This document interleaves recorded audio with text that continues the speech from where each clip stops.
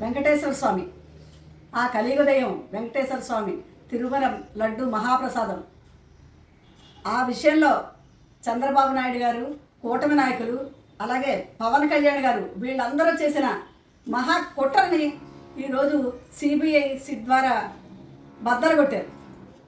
జగన్మోహన్ రెడ్డి గారి మీద, అలాగే టీటీడీ మాజీ చైర్మన్ అయినటువంటి వైవి సుబ్బారెడ్డి గారి మీద, కరుణాకర్ రెడ్డి గారి మీద చేసిన కుట్రలన్నీ కూడా ఎంత దారుణంగా కుట్ర చేసి ఎన్ని మాటలు అన్నారో అవన్నీ కూడా ఈరోజు సిబిఐ సిట్ రిపోర్టు ఇవ్వడం ద్వారా నిజ నిజాలు ప్రజలందరికీ తెలియజేశారు. ఆ లడ్డు మహాప్రసాదంలో ఎక్కడా జంతు కొవ్వు కలపలేదని తేట తెల్లం చేశారు. ఇప్పుడు ఏం చెప్తారు చంద్రబాబు నాయుడు గారు, పవన్ కళ్యాణ్ గారు, కూటమి నాయకులు? ఏం బాబు, చంద్రబాబు నాయుడు గారు, పవన్ కళ్యాణ్ గారు మరొక లడ్డు కావాలా? ఇలాంటి వివాదాల్లో ఇంకొక లడ్డు వివాదం కావాలా? లడ్డూలు అంటే ఏదో తిని లడ్డూలు అనుకున్నారా మీరు? తిరుమల లడ్డు మహాప్రసాదం అంటే ఏంటనుకున్నారు? తిరుమల దేవుడితో మాట్లాడడం, ఆటలాడడం అంటే తమాషా అనుకున్నారా? ఆంధ్రప్రదేశ్ ప్రత్యేక హోదా కావాలన్నప్పుడు పాచిపాయి లడ్డూలు ఇచ్చారు, 2 లడ్డూలు పవన్ కళ్యాణ్ గారు చూపించి అప్పుడు మాట్లాడారు వ్యంగ్యంగా. ఈరోజు కూటమితో జతగలిపి చంద్రబాబు నాయుడు గారితో ఇప్పుడు ఉండి అప్పుడు చంద్రబాబు నాయుడు గారు వ్యతిరేకించారు కాబట్టి అక్కడ చేశారు. ఇప్పుడు కూటమితో ఇప్పుడు చంద్రబాబు నాయుడు గారు చెప్పమన్నారు కదా అని మహాలడ్డు ప్రసాదంలో జంతు కొవ్వు కలిపిందని, పంది కొవ్వు కలిపిందని, చంద్రబాబు నాయుడు గారు అయితే చేప నవ్వుని కలిసిందని, ఇంకొక ఎవడో పనికిమాలి ఎవడో ఉన్నాడు, ఎవరో ఆర్పి కిరాక్ ఆర్పి అంట, తల్లి పాలు తాగి రొమ్ము గుద్దే లాంటివి వెదవాడు. రోజా మేడం గారు అండతో పైకి ఎదిగి వెనకాలండి వాడు చెప్పే మాటలు, అందులో ఏ కొవ్వు పంది కొవ్వు కలిపిందంటే రోజా మేడం మాటలను ఉపయోగించి మాట్లాడి పనికి మాట్లాడు.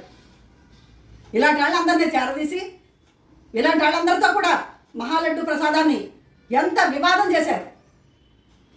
ఆ కలియుగ దైవం వెంకటేశ్వర స్వామి అంటే ఏమిటనుకున్నారు? హిందూ ధార్మిక సంస్థలన్నీ ప్రపంచవ్యాప్తంగా హిందూ మతంలో అత్యంత ఆదరణతో కానీ అత్యంత గొప్పగా పూజించే దేవుడు కలియుగ వెంకటేశ్వర స్వామి, తిరుమల వెంకటేశ్వర స్వామి. అలాంటి వెంకటేశ్వర స్వామితోనే రాజకీయాలు ఆడాలనుకున్నారు.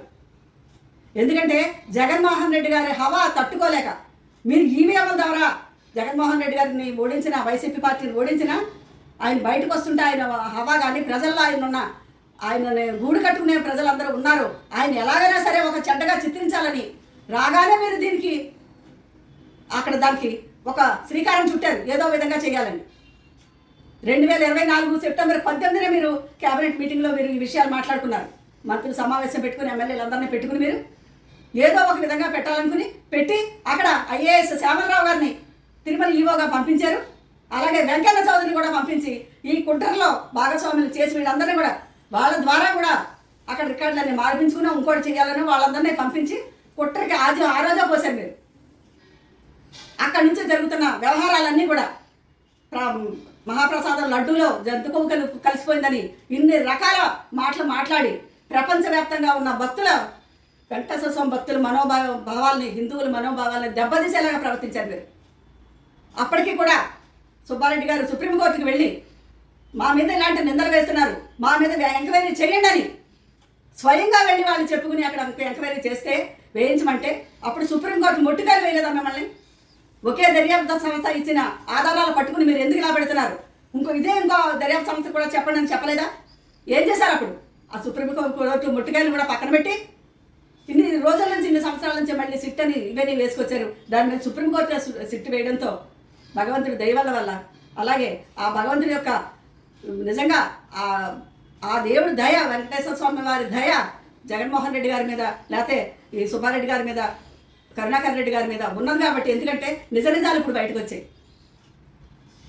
ఇప్పుడు ఏం చెప్తారు మీరు సమాధానం? మరి ముఖ్యంగా పవన్ కళ్యాణ్ గారు అయితే అప్పటికప్పుడు వచ్చేసి దుర్గమ్మ గుడి మెట్లు కింద నుంచి పైకి అడిగేసి అక్కడ ఊగిపోయి అక్కడి నుంచి వేషధారణ మార్చుకుని, రంగుల బట్టలు మార్చుకుని, ఒక స్వామీజీలాగా ప్రపంచాన్ని ఉద్ధరించడానికి వచ్చిన సనాతన ధర్మ సంరక్షకులాగా వచ్చి తిరుపతి వెళ్ళి ఊగిపోతూ అక్కడ మీటింగ్ పెట్టి అక్కడ తిరుపతి ఏదో కలుషితం అయిపోయింది, తిరుమల కలుషితం, వీళ్ళే ఉద్ధరించడానికి వచ్చినట్టు మాట్లాడారు.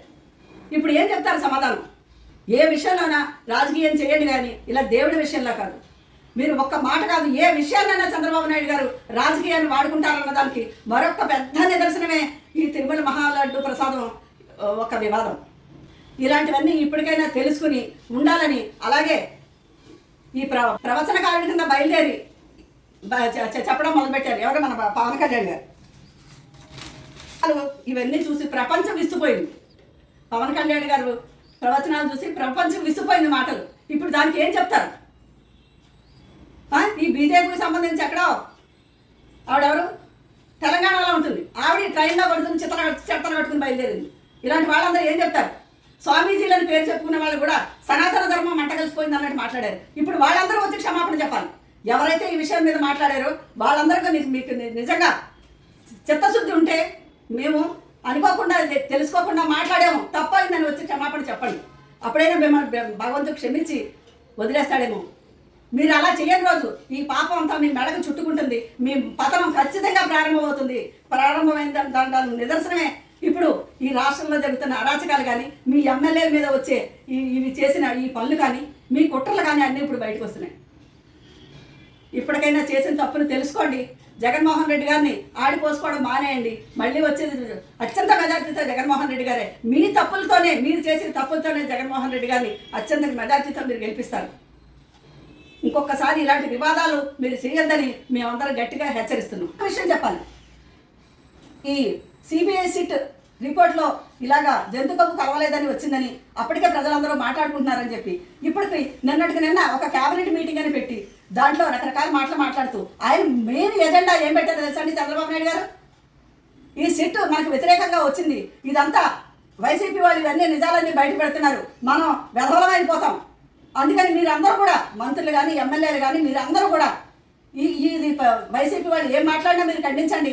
ఈ లడ్డు వివాదాన్ని కూడా ఎవరు మాట్లాడకుండా చేయండి, మీ అధికారాలను ఉపయోగించండి అని చెప్పారంటే మీరు తప్పు చేసినట్టు మీకు తెలిసింది. తప్పు చేసినట్టు ఒప్పుకునే ధైర్యం లేక క్యాబినెట్ మీటింగ్లో పెట్టుకుని ఈ వివాదాన్ని బయటికి రాకుండా చూడండి, ఎవరో మాట్లాడకుండా చూడండి, మీరందరూ అడ్డుకట్ట వేయండి, నాకు రక్షణగా నిలబడండి అని చంద్రబాబు నాయుడు గారు మాట్లాడుతున్నారు. దాన్ని బట్టే తెలుస్తుంది కదా మీరు తప్పు చేశారు, ఏమీ లేని నిందలు వేశారని మీ మనస్సాక్షి కూడా తెలుసన్న విషయం ఇప్పుడు ప్రజలందరూ గ్రహించారని మీరు తెలుసుకోవాలి చంద్రబాబు నాయుడు గారు, మరి ముఖ్యంగా పవన్ కళ్యాణ్ గారు.